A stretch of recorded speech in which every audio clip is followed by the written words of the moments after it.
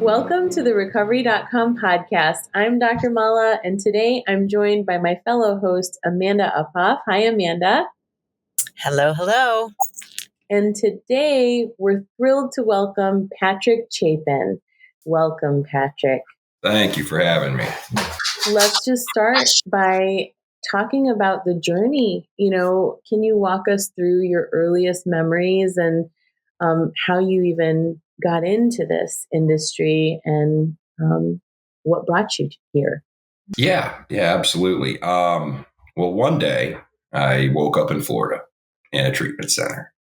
that's kind of where it does start, but at least my journey in the field and to the me today. But I grew up in a small town in Northeast Ohio. I always joke when I do a lead at an AA meeting, like I'm a Cleveland sports fan, so obviously there's trauma.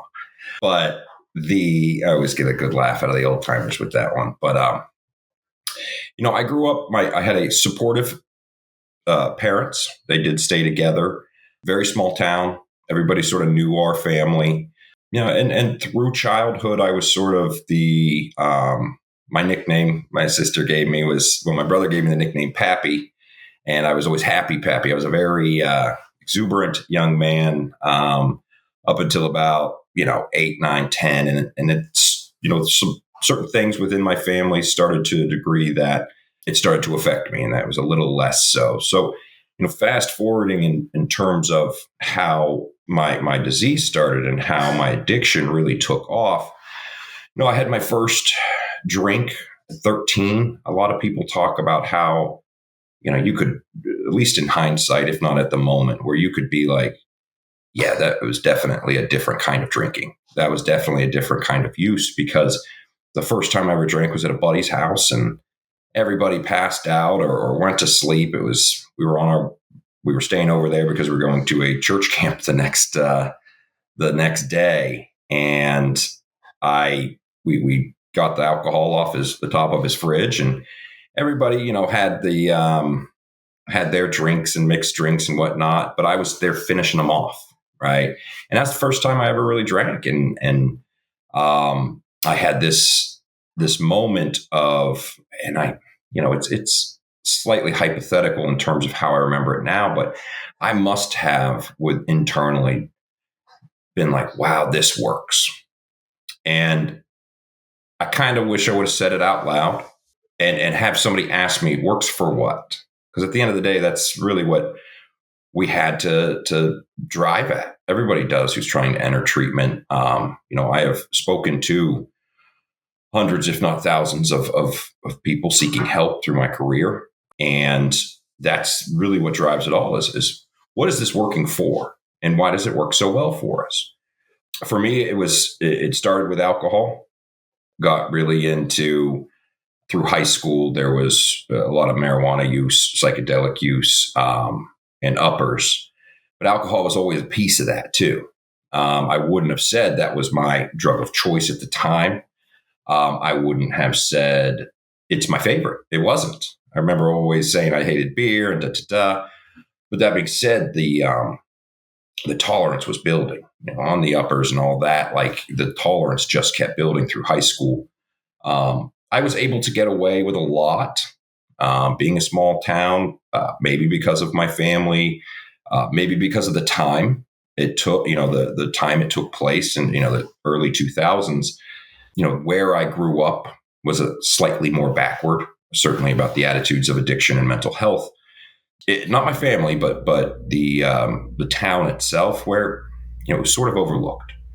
I could get caught and not get in trouble, at least while I was still in high school. I got in some trouble in high school, but I was sort of just let go, and there wasn't as much consequence. There was very little consequence, to be honest with you.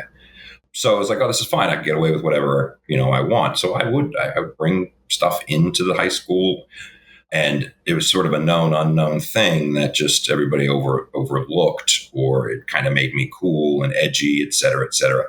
And I was supposed to be some jock, but I also fancied myself a hippie that, I had this, I was I'd write poetry, I'd do all these things, but then I was on the football team.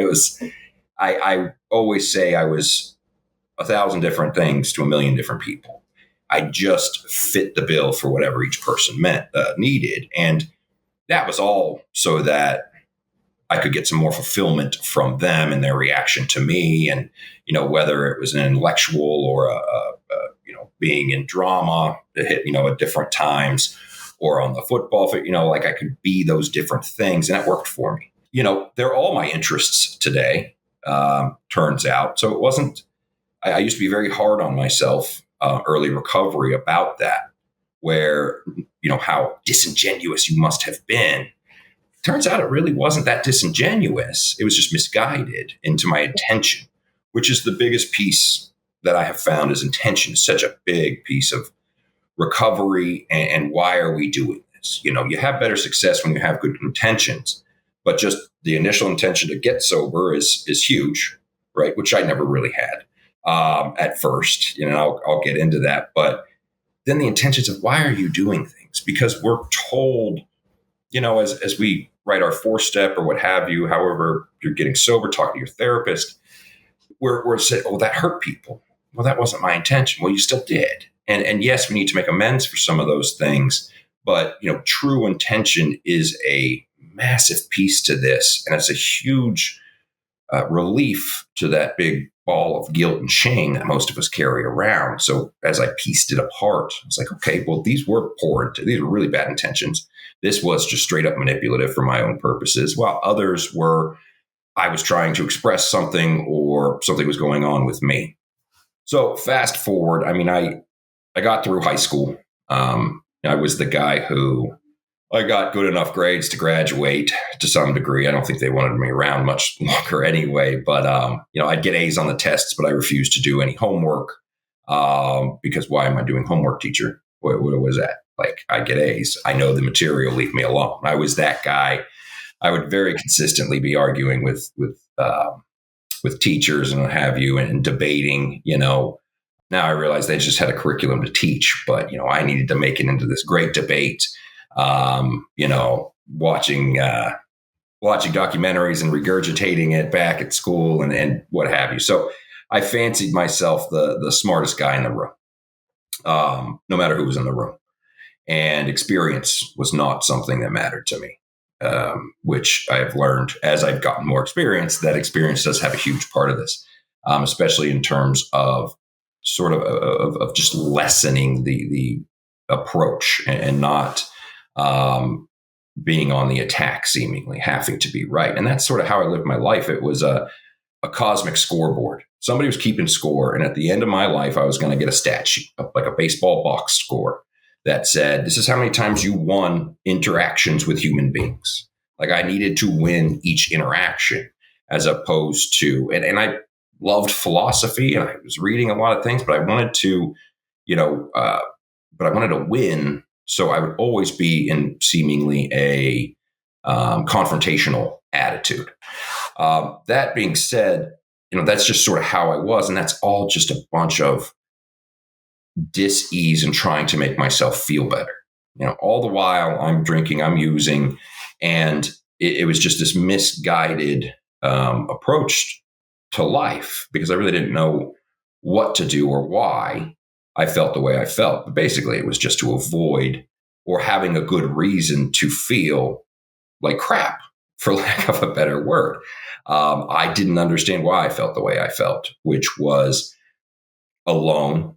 A lot of the times, that alone in a room full of people kind of feeling. But on top of that, just that something was missing. Purpose was this big, huge, overarching idea in my head. If you asked me probably my junior year of high school, what do you want to be when you grow up? I would have said a posthumously famous author. Just as ridiculous as that is, like that's kind of what it was, because at least there would be purpose, and the things that I needed to expound to everybody needed to be heard one way or another. So I was sacrificing, I'd have to be posthumous. It'd have to be that I had passed away, but that my words would still transcend.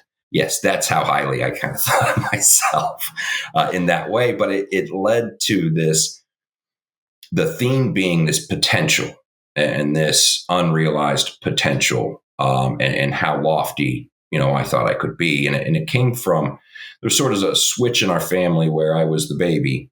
I was the golden boy. And then I kind of ended up in the middle, due to circumstances where I was more like the middle child. If you see the memes or even the memes that are a joke, I ended up that middle child stereotype as opposed to the baby, which is a shift for somebody, of course. So I went from the golden child to what ended up being the prodigal son today, which is good. I mean, I have rebounded from this dis-ease and this lack of self-esteem. As highly as I thought of myself, I was just tearing myself apart inside. And it took a long time, even in my recovery, to get to a point and to find the right therapies and such that I could quell that and soften how I spoke to myself, which is another big piece to my recovery today, my recovery within recovery. So that all being said, I had some stuff that was going on, obviously. I was shielded after high school. It continued. It got worse.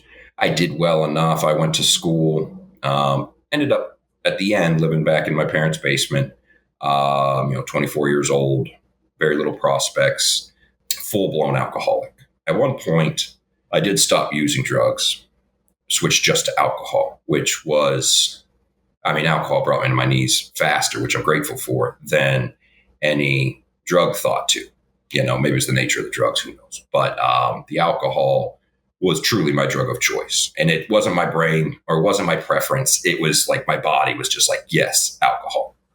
It doesn't help that I'm named Patrick, born on St. Patrick's Day, and half my family are Irish. There's a cruel irony in there. But and I was premature too. I was supposed to be Steve or something. Who knows how different my life would be if I was Steve. Nonetheless, I finally got to a place where it's bad enough. My brother was struggling with things as well. He's a couple years older than me, and I sort of used him as a shield. Very good at that. I was always with a worse drinker, or at least a louder drinker. If I went to the bar, I would make sure I brought my buddy, who would always, either start a fight or just be carrying on.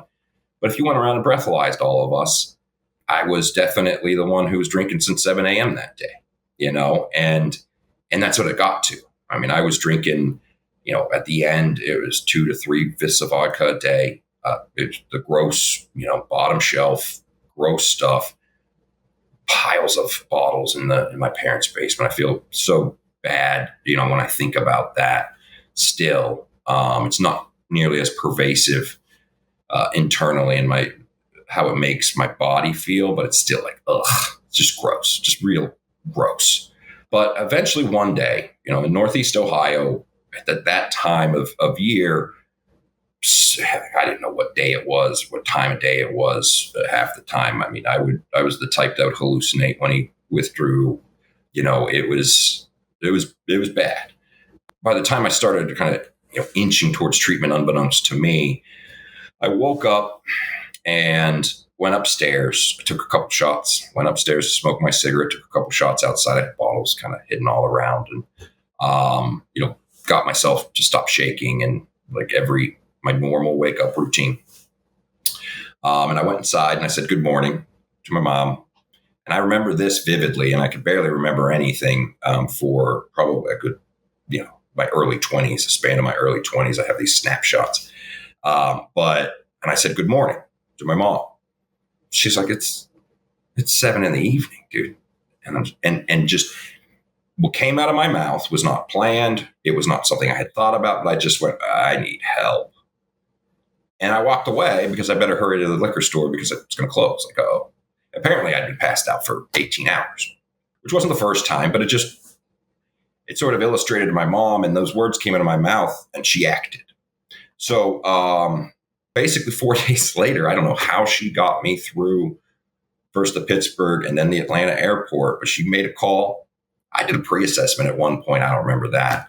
I was basically blacked out for 4 days, and I woke up in Florida. I literally did. And I thought I just ended up in the hospital, which was like, that makes sense. But I thought I was still in Ohio. And I started walking down the hall because there was a door with sunlight because I wanted to go smoke, and walked outside, and palm trees and, lizards skittering around and dirt sand is what I always called it. Where am I? Like, I literally had to wonder where I was. The text said, "You're in treatment." I said, "But where?" And it was in Florida. That was not the last day I ever drank. My time in Florida, my time in treatment had probably taught me a lot about probably why I'm in treatment, because I don't know that it's a unique perspective, but I was just the same way as I described in high school, very much trying to win recovery, if that's a thing, which it's not. So I went through 30 days with my buddies. I went through the motions, had some buddies, went to a sober living, ended up relapsing there.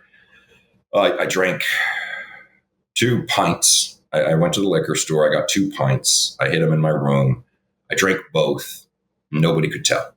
My tolerance was just still there, but I felt good. I felt better, because I didn't address much by design while I was in treatment. And then, so I went back to treatment, weaseled my way out, not an AMA technically, but I weaseled my way out in like 5-6 days, went back to the sober living, moved out of the sober living, did it again with my buddy Dave, who works in the field now, and has ever since. He's a one-chip wonder, and he taught me something great that I'll get to. But I relapsed again. He made me go back to treatment, weaseled my way out, came back, relapsed again in that house. And he's a big guy. I was very overweight at the time for me. I was, and he's even bigger, and he had to carry me into treatment. So anyway, the last time I went in, within 5 days, now I had a job, I had this house I was renting with my buddy and all of these things, and I lost it all again. I had previously lost the fiance, the career I thought I was building in hospitality. I had lost the apartment prior to that, before I went to treatment. And I just did it all over again, but this time it was in 5 days. So it was really, really stark. It still didn't sink into me. I was okay with going on to the bitter end. I truly was. It did not bother me. There was a suicidal tendency to my drinking that I just didn't care, because it just doesn't seem like it's going to work. And that's okay. I'll just go on to the bitter end. Regardless, he got me back into treatment, carried me in. Probably much easier for him to get me there than my mom, because he said it was such a big guy. Like, he literally carried me in. I had to go to the hospital because I blew too high. Last time in the hospital, I was told by my therapist, blew a 5.83, which is not supposed to happen.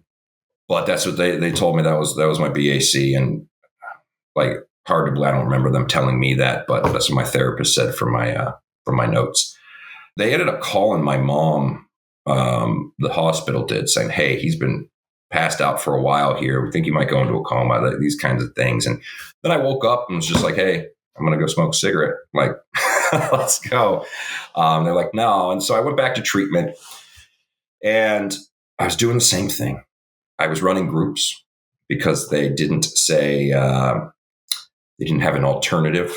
There's supposed to be 2 groups going on at the same time. And I was like, there's not 2 options. So I'm going to make my own group as a patient. So I did. And I had people come to the group, and yeah, it's that guy. It was just, I was a very understated, but a tough client who just tried to always pull the focus off of what might be going on with me.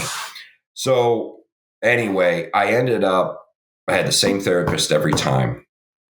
But one day she just was done, and I don't blame her one iota. And she goes, I was complaining about something or making my grand point about something, I'll say. And she said, "Patrick, just shut the F up." Just straight up. And I, of course, threw a fit. Not a terrible carrying on fit, but one of those guilt-ridden, how dare you kind of fits. And went back to my room. It's just like, this is just never going to work if it's going to be like this. Da, da, da, da. And I went back to her the next morning to be the bigger person, right? I was going to resolve this for both of us. We must both be struggling. So, and we're never going to get anywhere if we're at each other's throats like this. Like, how are we going to help me? She's just like, "Nah, just shut up." And I was like, "Oh, okay." That wasn't like this great shining moment, but it was like, I think people are tired of you. and it's not cute anymore. So anyway, she had written her notes to the point where my insurance wasn't going to cover anymore because she's literally like, this guy isn't going to get it this time around. It's not going to happen. He doesn't meet criteria. Like, this is the best we can do. And now that I know more about insurance, I'm like, well played, Ann. So I had to go to the CEO, who I knew, of course, at that point, and ask for a scholarship for my last 2 weeks. And I did better, but I did run into my sponsor. Oddly enough, it was a church across the street from that house I lived in with Dave.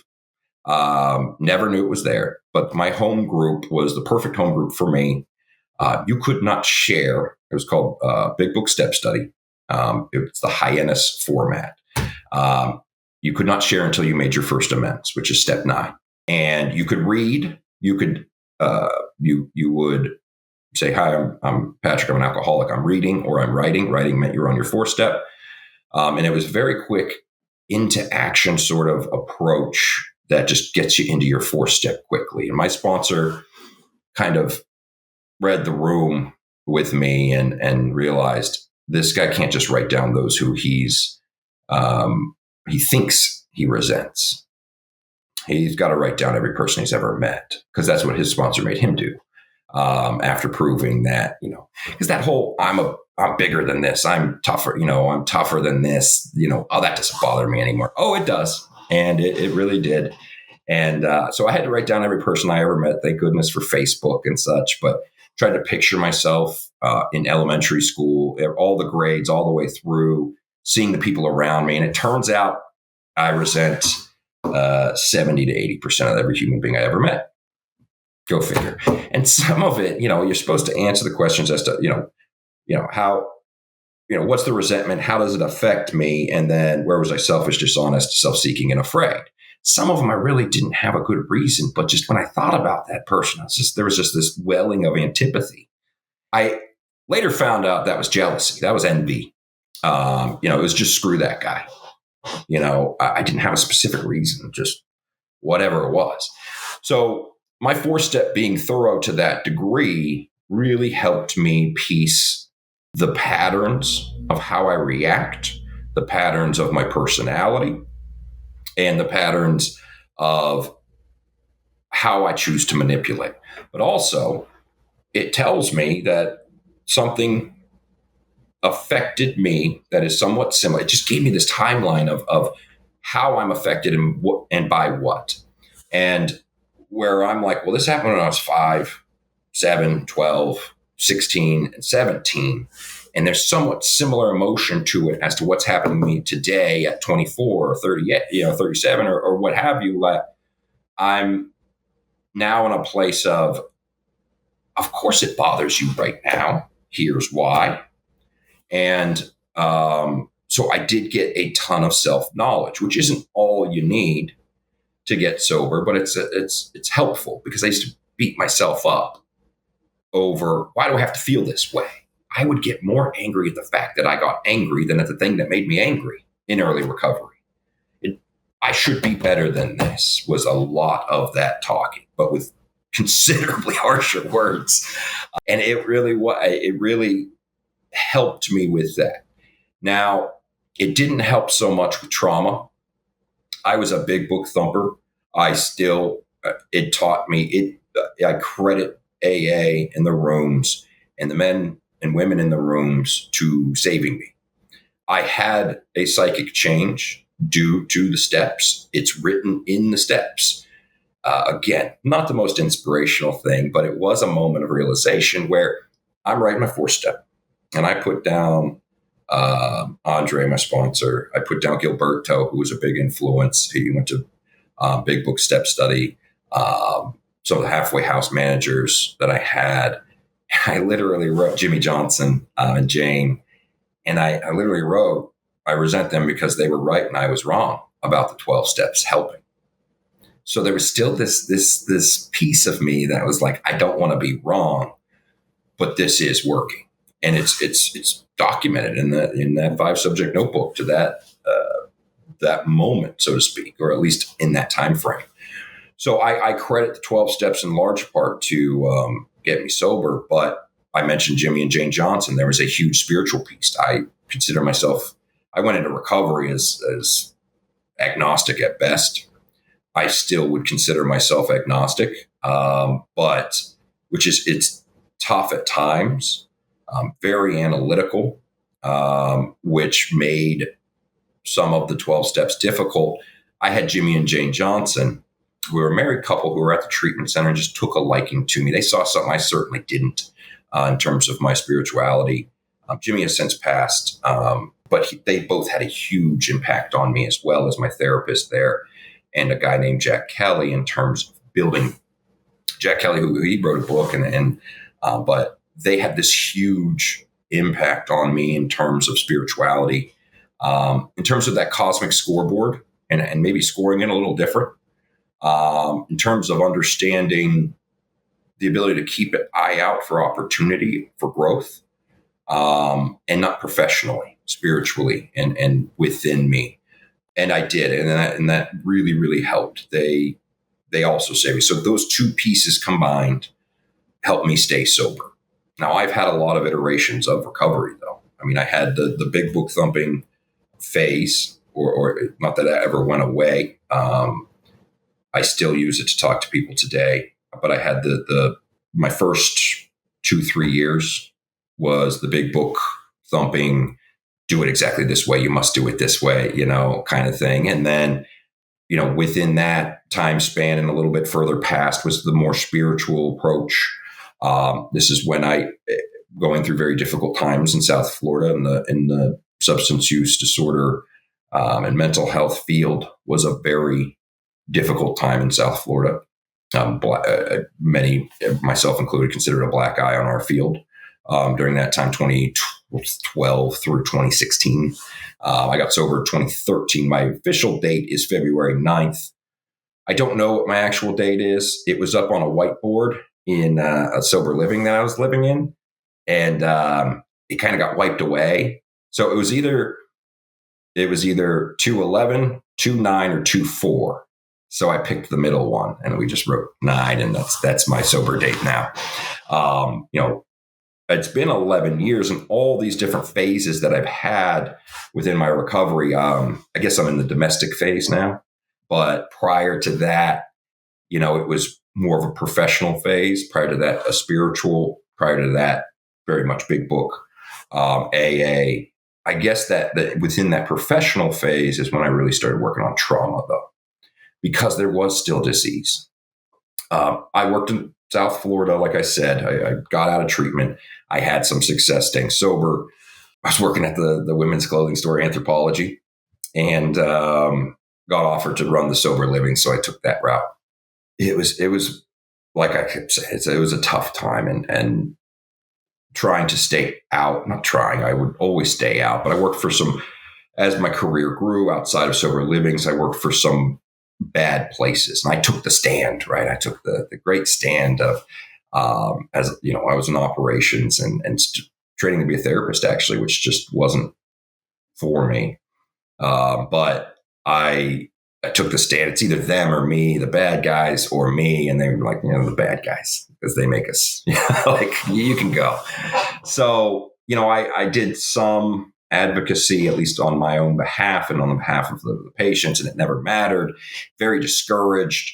I ended up working for a little while at a place called Sunset House. That was a 501c3 that really kind of reinvigorated me.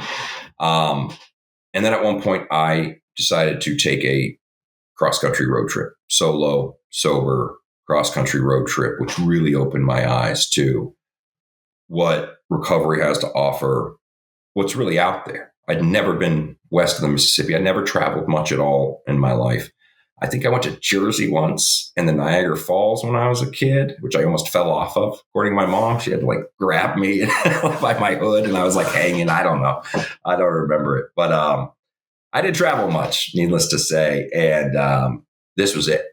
Little Toyota Corolla, would sleep in my car on dirt roads. And there was a thing called couchsurfing.com, and I would sign up to stay at people's houses. It was free. So I went west, as the great American, goes west. That whole story, or that at least was in my head, very idealistic. But I had that feeling as I did. And I was looking for something, and what ended up coming was sober livings. Sober livings aren't open anymore, but it did bring me out here. Which, there's something to really be said about those geographic changes that I have had in my life. Being in Florida, having it very different meant I couldn't run, right, at first. And then it meant, hey, you took this big step to make a life without anything, without much at all. A little bit of, my parental support, but I had to kind of build that network for myself in terms of friends and those that matter to me and that are there for me. And then doing it again in Arizona, just because I just needed to get out of there. And it was just it had this awful aura to it. You get to Arizona and wide open spaces and range on range, there's depth to the landscape, just beautiful to me. So me and my business partner decided to open some sober livings. It was successful at first, but at the end of the day, it was means to an end, which was to get me out here and continue to fulfill some purpose in me of learning more. I've taken a lot of risks in my recovery. Terrify the heck out of me, the road trip, just staying in Florida, not returning once I had a year sober, which I probably had that option. These risks that I've taken, and they always work out beautifully professionally? No.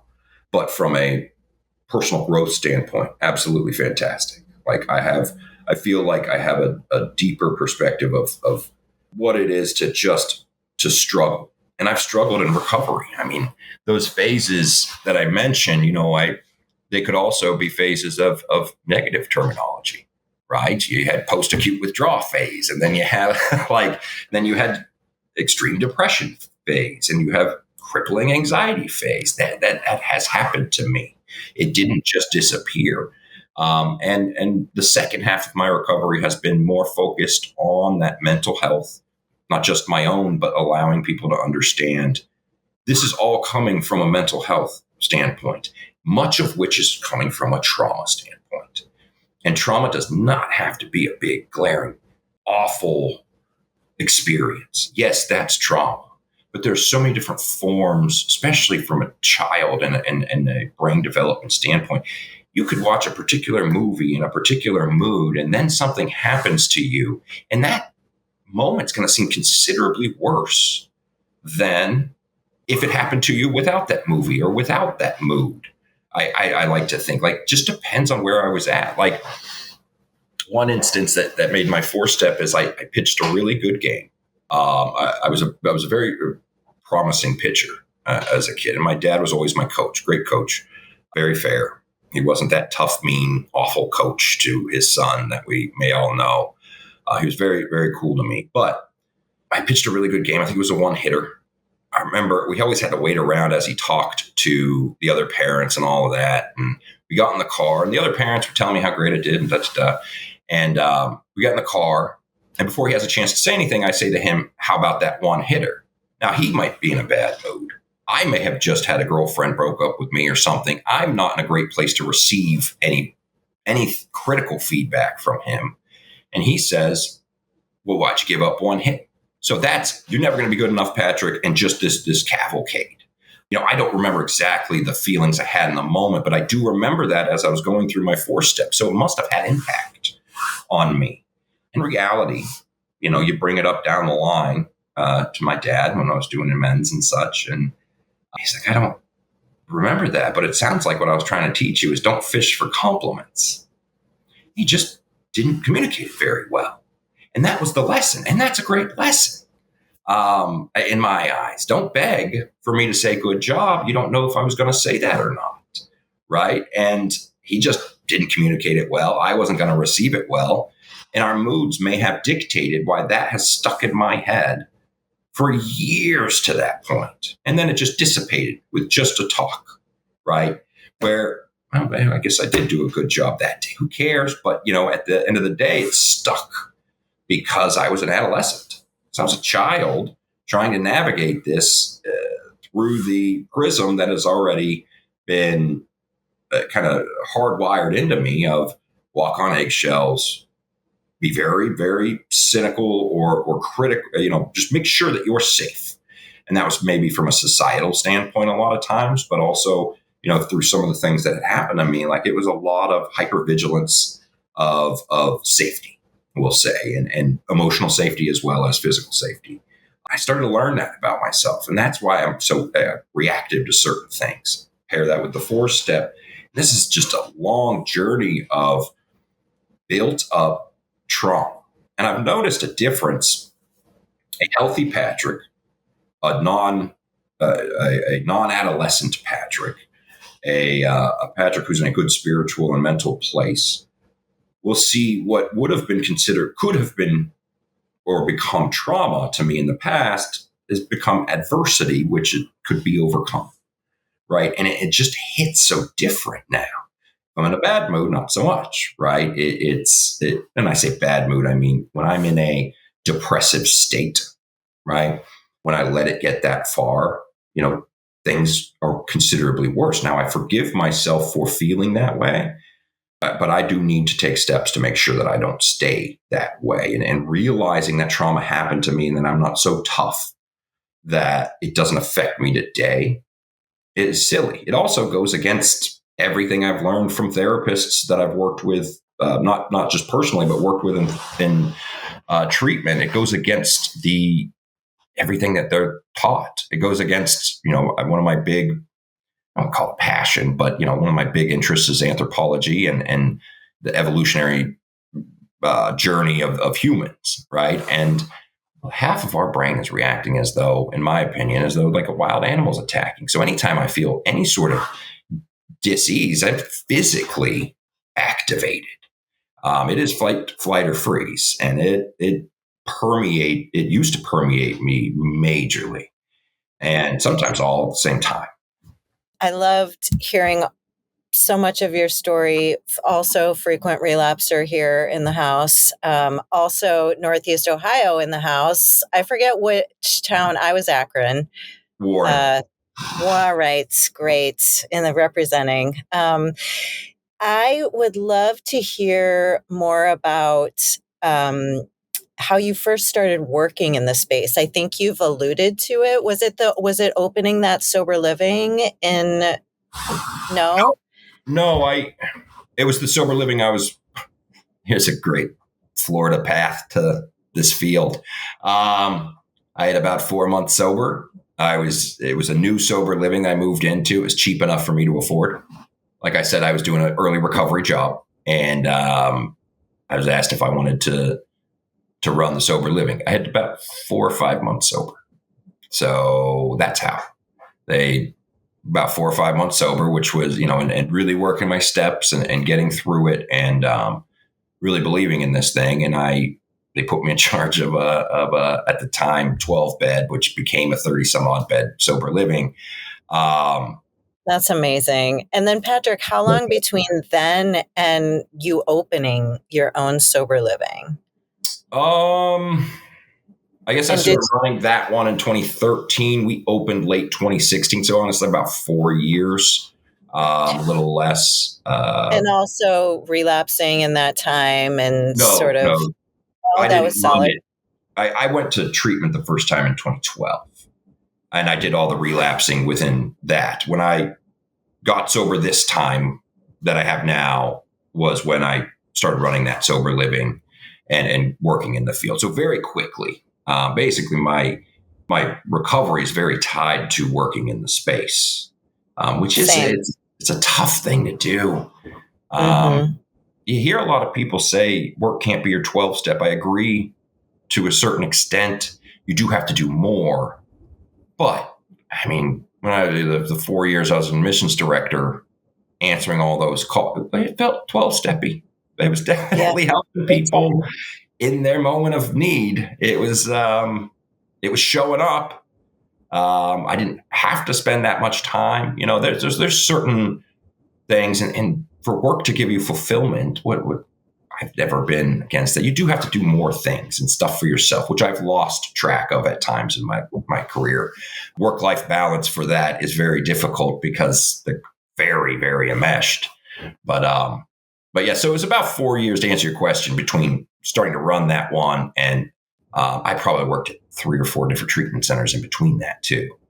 some I have good, one other some not. question, because I know you worked a lot directly with people. Like you just used your admissions director role as an example of directly helping people on their path to recovery. And what we do here at Recovery.com is a little broader.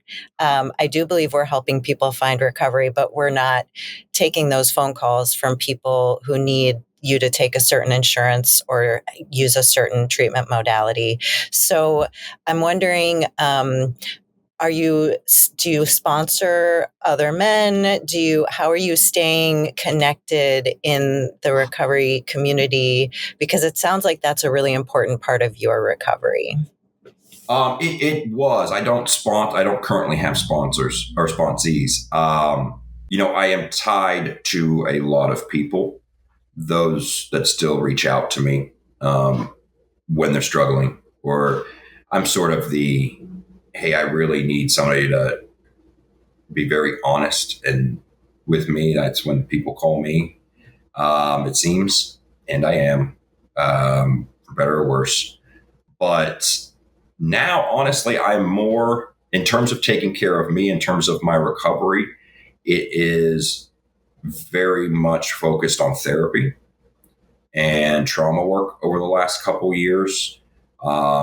It is more akin to a mental health program than anything else. It has been. I mean, currently, it's a little less of that, but I have a very fulfilling life with my wife, who I'm lucky enough to have found. These are the Jimmy and Jane moments that me and my wife should have never met. It makes no sense, but we are together. We've been married,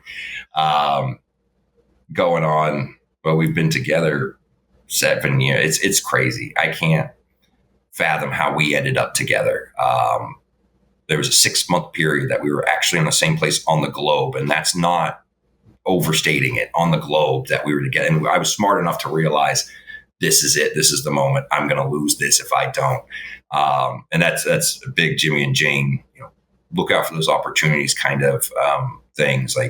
But now my main focus has been trauma work. I did a lot of ART, somatic experiencing, to try to lessen the impact of my triggers on me. I'll be honest. And I've talked about, and really, I hate to say should, I don't love that word because it does put expectation, fear to me. But my intention has been recently going back and getting into the rooms again. I did last year some throughout. And then I'll be honest, not an excuse for not going to meetings, but in terms of sponsoring, it's after working in the field, which those who, I work in the field. I'm there. I've had past patients still reaching out to try to get placement, et cetera. It's very emotionally, transference is real. It's why I'm not a therapist. I started training for it. Transference is very real. And nobody taught me how not to do that. Without me just being deadpan and not empathetic, which is just not me. Right. I kind of came up with a rule where I'm going to try to avoid sympathy, but have all the empathy in the world. And that sort of equates in my mind to, the sympathy would be, I'm going to bend over backwards. I'm going to be the savior, which I always try to be or tried to be. Whereas I understand and I can help you with a path. But recently I've tried to sort of treat the existing or the leftover mental health stuff that I hadn't. And then also a little bit of a break in a way. I hate to say that. Well, it sounds like you're in the season of Patrick. I mean, I love that, actually. I think that's amazing, especially when you're a helper, when you're someone who's always been the helper. Sometimes it's time to help yourself. That's amazing. I love it. At the end of the day, if someone calls, I'll be there. I just did it the other day. But yeah, I guess so. And you could tell how uncomfortable I got from that. Because that's not what I'm supposed to do, right? That's not what we're told. But I've put a lot into it, and I do think I deserve some respite in a way, because it was tough. I mean, it was everything from going into crack houses and pulling guys out, or trying to get them from very bad treatment centers and trying to get them to a good one and pull them out. It was crazy in Florida. And it was crazy in sober livings because you dudes go off and get high, but you're still responsible. You feel a responsibility to them to go help them. You lose a lot of people. You lose a lot of people, and you lose a lot of people through this field and being the front lines folks. And, my credit to those who do it on a daily basis, even more than I used to. I mean, for longer than I have, it's tough. It takes a special breed to just keep helping, waking up every day to go do it. It's tough. But there's no more fulfilling work either, which was my struggle and sort of shifting away from it. I was very concerned about that shift and not being directly, partially, even a tiny bit responsible, or have a part to play within someone's recovery. I was scared if that was going to be an issue for me. Well, I learned it. I do anyway. But. Yeah. I mean, we see, and you talked about it, there's this underlying, and it started early, want to please people. And we know that that's such a big feature oftentimes of anything that, any diagnosis really, when you think about it, but certainly this one. And so that sounds like it took root for you and is something that you've had to navigate. So what would you say was the breakthrough moment for you? Where like, okay, here's the line. And I know if I start to approach this line, I gotta pull the reins a little bit and maintain my own balance. So how do you, what was the breakthrough moment and how do you balance it to this day? I seldomly have the bright white light moment. I really don't. I if you can't tell, I kind of find these anecdotes that exhibit that, but in the moment it doesn't hit.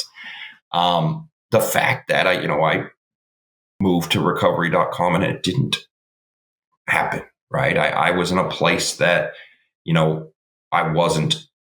I'm available if you need me, but reach out, and but you must reach out to make sure that's the case.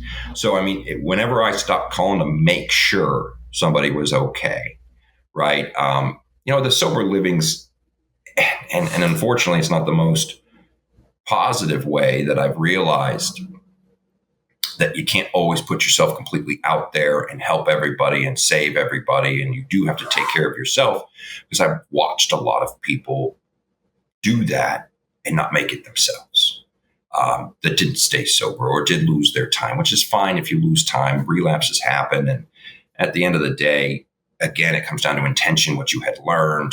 Time in my home group and my idea of AA, time is less important than anything.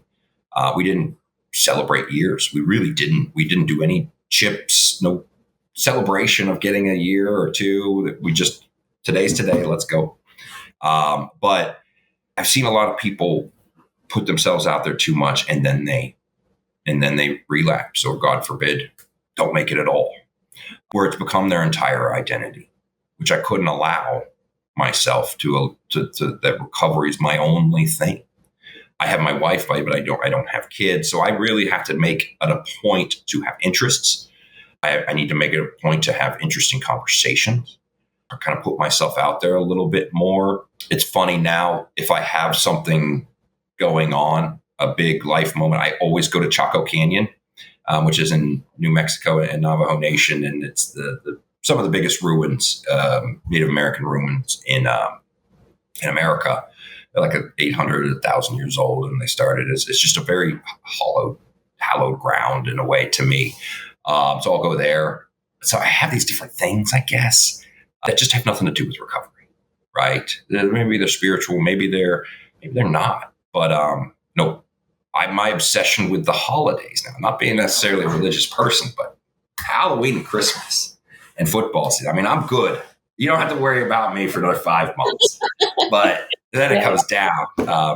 I've also noticed that times of year, my time of change, over the years has been May and April. I know my patterns very well. I'm very introspective in terms of looking at myself as a microcosm for people. Might as well do something with all the stuff going on up there, the analytical, just constantly. Like instead of turning it on myself, I turn outward in a way that allows me to understand people more, which allows me to have empathy, which allows me to care about more people. I mean, even those who were, I would have been, so I refer to myself in meetings. Not everybody loves it, but in the big book, it says recovered several times, recovered from a hopeless state of mind and body. I am that. So I consider myself a grateful, recovered alcoholic. Um, Grateful that I'm recovered, of course, but I'm really alluding to the alcoholic part. If alcohol and drugs never became part of my story, I would probably be a really big bastard. I would have found something else. The way I was going, as manipulative as I liked to be manipulative. I always cared about people, but I had my own group. I didn't care about everyone. And I loved to see if I could win those interactions. Like I was saying, I would have been very manipulative. I would not have been a esteemable human in my own eyes. And I used to beat myself up over doing that crap, even when I was doing it. But I just continued to do it, and I didn't understand why. But at the same time, like if I didn't drink, I don't get this treatment. If I didn't become this knockdown, drag out, gross drunk, I'm not 24 when I enter treatment for the first time. It might expand. It might keep going. And I don't know that I would have liked myself at all. So I'm grateful that I was an alcoholic. I'm also grateful that it happened so fast because alcohol doesn't typically, take root as fast as it did with me. But thank God it did because it saved me a lot of time. One of those phases I talk about could have been the making up for lost time phase, which was that road trip, right? It was, might as well go see everything I can see while I can. But I'm very grateful that I was an alcoholic, oddly enough. It was gross. It was bad. I feel terrible for what my parents had to go through. They probably, to some degree or another, had to cope with my passing prior to it even happening because it was getting so egregious. But I'm grateful it happened because I don't have the perspective I do today without it. Maybe it would have came, but I don't know that. Definitely came as a kind of a punch in the face. You needed something to actually have a turning point. And that's why I'm grateful that I'm an alcoholic. It's an odd juxtaposition, but I truly am. Same. Me too. And my favorite people are the people who have fallen down, time and time again, and they get back up. Those are my people. That Japanese proverb, right? Oh yeah. Fall down 7 times, get up 8. That's us. Love it. Love it. Love it. Yeah. That's all you can do. Yeah. All right. So, amazing journey, Patrick. I mean, and so many different things there. I know we could talk for a long time. There's so much more I'd love to talk to you about.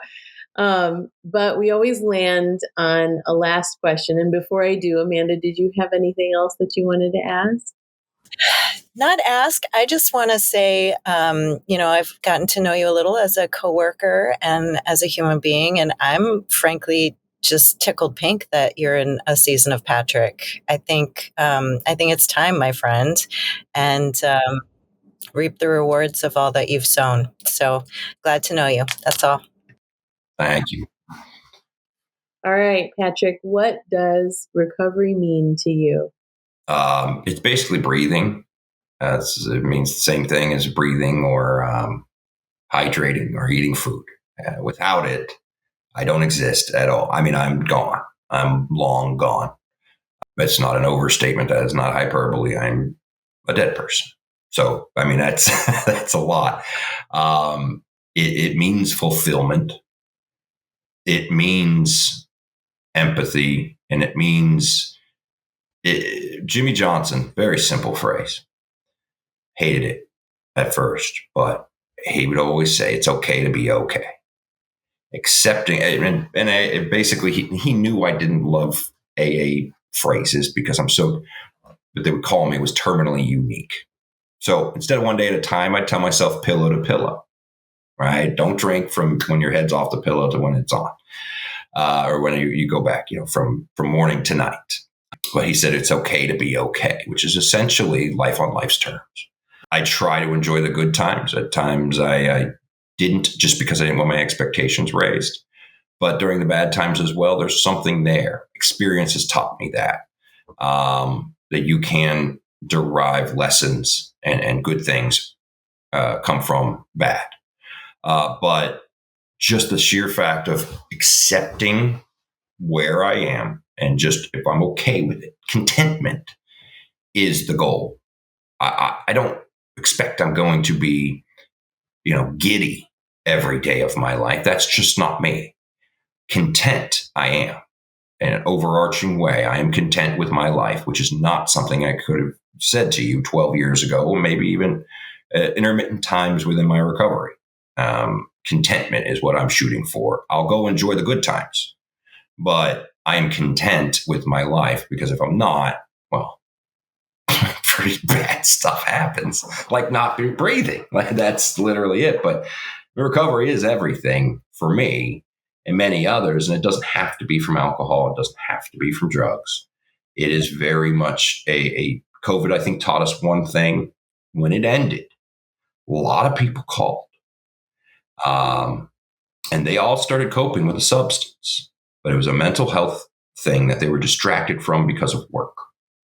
A lot of people realized that about themselves. And I think that there's a shift post-COVID of people who wouldn't have otherwise been in contact with me have been.